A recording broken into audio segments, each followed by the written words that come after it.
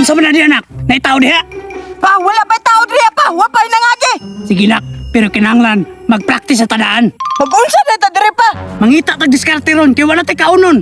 Wala ka nagdalag pagkaon ra pa. Gutom na biya kayo. Mo gani mo diskarte tano kay wala tay kaon. Magunsa man ta diri pa. Mag-practice gani ta pang hold up no. Di man ko kabaluan na pa. Tuduan gani ti ka. Sige nak, paminaw og tarong ha. Nakoy pusil dire. Unyag makakita gani kag tao, ang ingon nimo, hold up ni, itaas ang kamot. Unsaon man ako siya pa? Nakoy pusil nak. Ang buhaton nimo, anaon nimo siya. Ingon mo nga, hold up ni, taas ang kamot. Hold up ni. Itaas ang kamot. Ana pa? Oo, kanang dapat, kadlukan ka. Hold up ni, itaas ang kamot. Hold up ni. Adlihok. Itaas ang kamot. Adlihok. Kay patyon ta ka. Ayaw lihok kay patyon ti ka. Dapat ang imo ingon, ug mo lihok ka, patyon ti ka. Ana dapat. Ay, bali dito pa. Hold up ni. Adlihok. Kay patyon ta ka. Og tarong ba, paminaw, ing na ba nga, ug mo lihok ka, patyon ti ka, hold up ni. Sige, hold up ako. Kay patyon ta ka ron. Say, ikaw hold upon. Ikaw gani ang mga hold up no. Ay, ako dahil mang hold up pa. Abi na kung ako hold upon. Paminaw lagi tarong lagi. Kay delikado pinato trabaho. Tayo makakitang tao.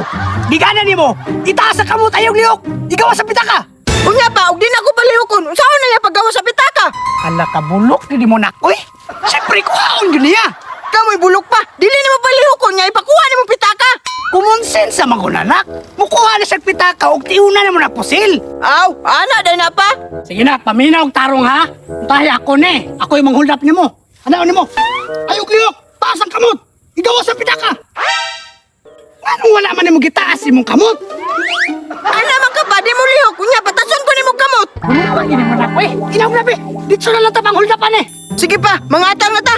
Rungag pang hold up ha, tarunga. Lagi pa, lagi pa. Bantay lang ka masipyat ka, pusilo. Ang bibi. Sige, laka na dito. Tarunga ha, aptik. Nak, padulong na. Abanti.